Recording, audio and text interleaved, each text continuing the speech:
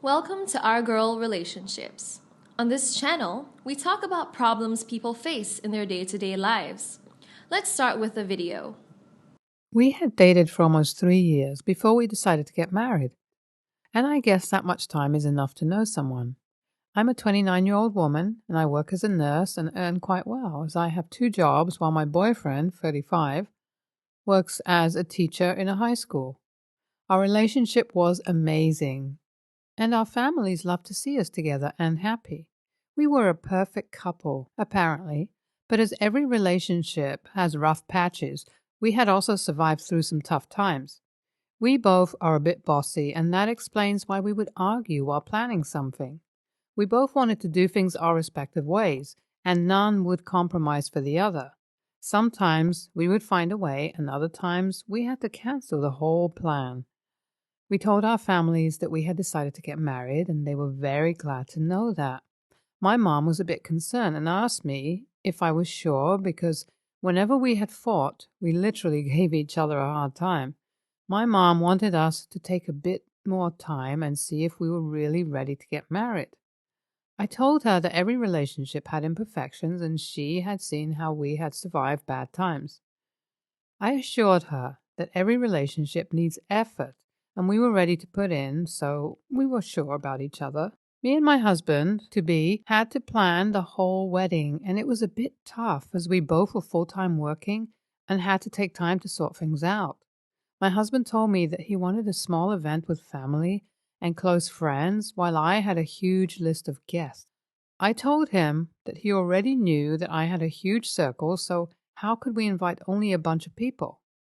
He told me that he was never up for a huge wedding, and it was just a waste of money, and why would we call people who did not even matter to us? I told him that I would not be inviting the whole city, but at least had to invite the people I know or the people who had invited me. He told me that we would finalize the guest list the next day. My husband finalized the guest list and told me that I could have a look. When I went through the guest list, all I could see were the people my husband knew, his relatives and his friends from his college even. The guests from my side were my immediate family, a few of my friends, and a couple of colleagues. I was enraged and told my husband that if that was a joke, it was a horrible one. My husband told me that it was a final list and he did not think anybody else needed to be invited. I told him that I was going to add more guests I wanted to invite, and he didn't need to interfere. I listed more guests and told him that they were the important ones only. He told me that if I invited all of them, we would have to switch to a bigger venue, and why I wanted to waste so much money that could be used for our honeymoon. I told him that as we both were paying for the wedding, he had to consider what I wanted. My husband had ordered wedding invitations, and when they got delivered, I could see that they were less than I expected. As I counted them, they were according to the list my husband had finalized. Also, the venue was the same as before. I asked my husband why he did not understand and was making an issue out of nothing. I knew the invitations were ordered after I had updated the guest list, but of course my husband was not used to listening to anyone else and never even cared. My husband told me that if I let him plan the wedding all by himself, he would let me plan the honeymoon. I asked him why could we not plan everything together, to which he replied that as I would never listen to him, it was almost impossible to plan together.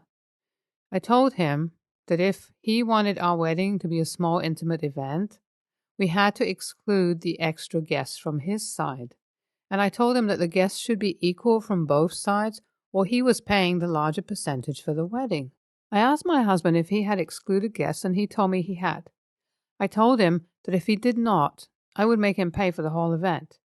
He was just about to start an argument, but I left the room. I was not going to let him do whatever suited him, because he would never consider what the other person wanted and would always do whatever he wanted to. I asked him to show me the new guest list, and he forwarded it to me. I went through the lost and found that he had deleted guests from the list, of course. I was glad to know.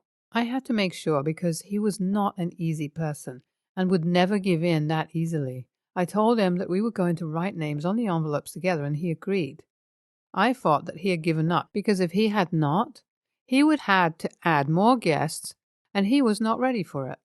After 2 or 3 days when I returned from work, my husband told me that he had written the names on the envelopes. I asked him why he did not wait for me, to which he said that he thought I was going to take time. I asked him where the remaining invitations were, and he pointed toward the desk.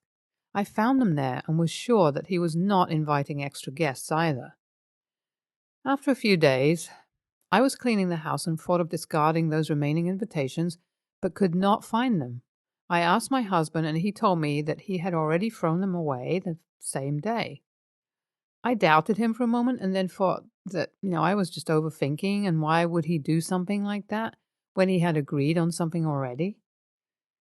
It's my wedding day, and my best friend, came into the bridal suite and said that I had told her that it was a small, intimate wedding while there was a swarm of guests outside. I told her that she felt like that because the venue was not that large, and she told me that there were so many people outside other than our immediate family and close friends. I told her to go outside and check what was going on, and told her that we had decided to invite only a bunch of people. My friend sent someone to see exactly how many guests were there. That person came in and told my friend that there were 100 or plus guests, as he had asked one of the caterers. I was shocked and knew that my husband had played well. I told my friend to go to my husband and tell him that I was not leaving the suite until he would send all the extra guests back. My mom came in and asked what was wrong. I told her the whole situation and said that I was not going to spare my husband, to which she replied that I had to keep calm and that I should not create a scene today. She's gone to fetch my dad, and I'm waiting for my husband. We'll keep you guys updated. My husband arrived and told me that we would sort things out later on, and it was not the right time to create a drama. I told him that he had cheated, so he had to pay for it.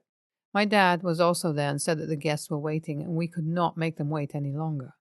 I told my husband that he was sending all the extra guests back or the wedding was cancelled. My husband told me that it would be embarrassing and he could not do that. I asked him if it was all right to embarrass me like that for him. I told him that if he was not sending the guests back, he had to invite my guests right away. My dad intervened and told me that the venue could not accommodate any extra guests and the preparations were also limited, so I had to give up. My husband added that even guests would not be able to attend like it was an emergency. I told my husband that I would only go out if he was going to throw a wedding party the next weekend and would invite all the guests he didn't invite for me. I also told him that he was the one who was going to pay for the whole event, and I did not want to see any of his guests there. My husband agreed and begged me to come out of the suite as it was already getting late. My husband has told me that he's planning the party, and I think he better be quick because I would not spare him this time. My husband had arranged the wedding party, and I was the one who listed the guests for it. My husband paid for the whole event, and I did not let him invite any of his guests. Our immediate families were invited, and it was a blast. My husband apologized and told me that he would never do that again, and we would be trying to understand each other from now on. So many of you recommended us to go for couple counseling, and yes, it is a great option, as we have decided to stick with each other through thick and thin. I also read the comments that told me to dump him or that I should have called the wedding off, and I think that would be too harsh. Every relationship goes like that, I guess. One day I win it, and the next day he wins. NTA, you gave him a tough time, and that is justified as he had sort of cheated. He could have discussed everything with you and you guys could find a neutral way. OP doubted her husband a little too much, and I guess that's because the husband had done things like that before. I think this relationship is going to stay hot and cold, so best of luck. NTA, but OP's husband lied throughout, and OP could have stepped back from the marriage as the one who had lied that, perfectly was going to lie again. I see the way OP and her husband sort of balance each other out, but still, OP's husband had ruined her day in a way. Glad that he made up by throwing a party, but this relationship is definitely not going to be smooth. Next story. I'm a 37-year-old woman and I live in Japan for 7 years. I met my ex-husband, we got married, and we had a son, Finn, 10, who has dual nationality. After the divorce, by decision of my ex, I became a single mother. So I returned to my home country with Finn at just 3 years old. I married Harry, and he has a son from another marriage, Sam, 12, who has 50-50 custody with his ex. I've been living with Harry and his son for 2 years. We share our expenses proportionally. I get twice his salary. Finn and Sam have a great relationship. Sam and I have an okay relationship, as his mother tends to be complicated when I try to bond with him.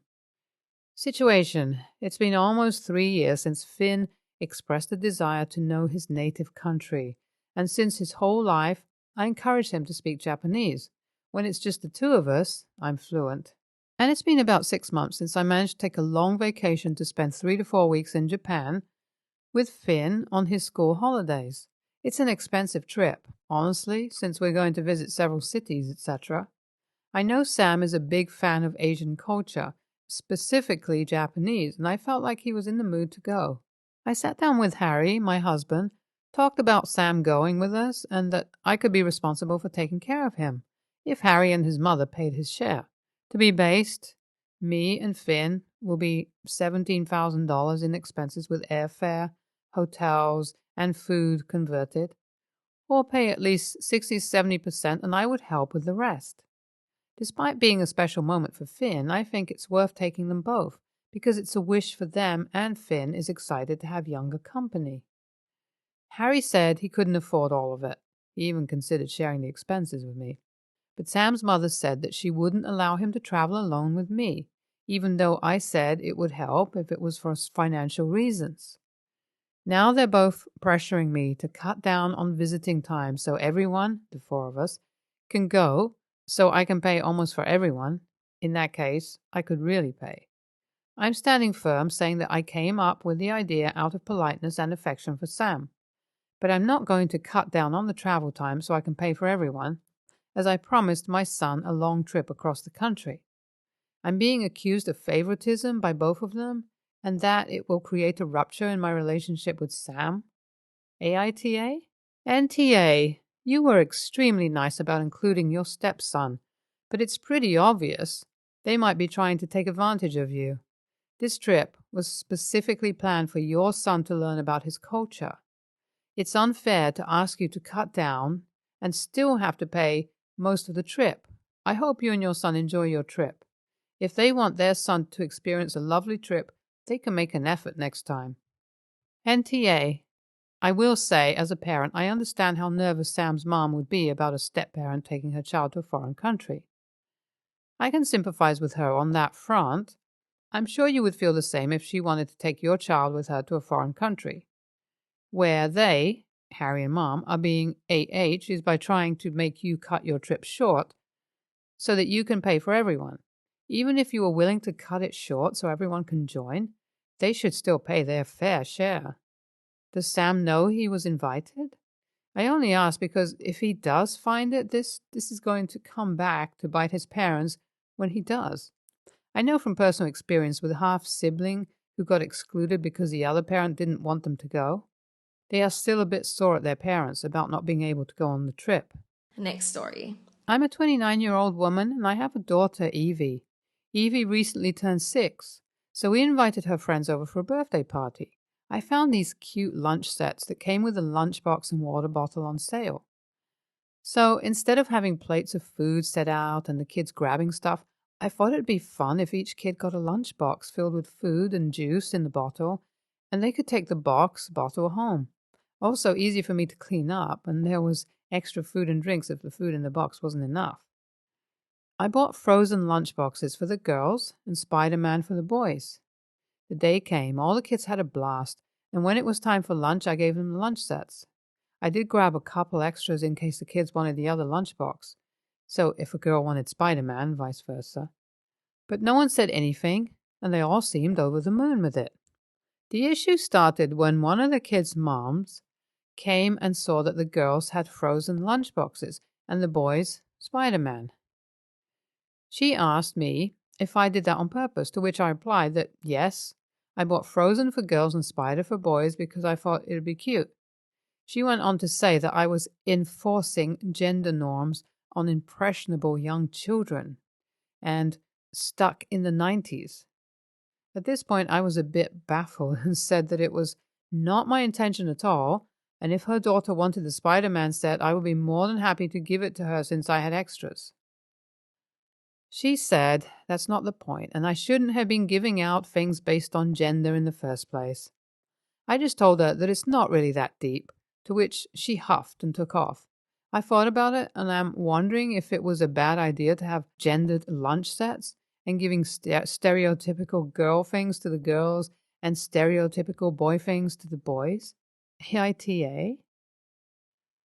I replied to someone in the comments, and someone else said it'd be good if I edited the post to include it, so here it is. I had 2 chairs, one with Frozen sets and one with Spidey sets, and I was standing in the middle. I told the kids to form a line, and when they came up, they just pointed to which one they wanted, which ended up being all the girls went for Frozen and the boys went for Spidey. The reason I handed them out instead of leaving it out on the table for them to grab was that I didn't want the kids to fight over one another to try and get food. I thought it'd be easier if I gave them out one by one. I'm going to say NTA. You even bought extras in case any kids wanted the other box. You didn't have to do that. When I was in 2nd grade, the school held a Christmas party, and all the kids entered in a raffle to win a gift. Trucks for the boys, dolls for the girls. I'm not a doll girl myself, but of course I won one. They didn't let me switch because they didn't have extras and no boy wanted a doll. Their words. My mom helped me donate that doll to a toy drive. It was a nice doll, too. Just not my thing, even in 2nd grade. Now I have a memory of being able to give a really cool doll to another little girl who would have wanted it. You didn't do anything wrong.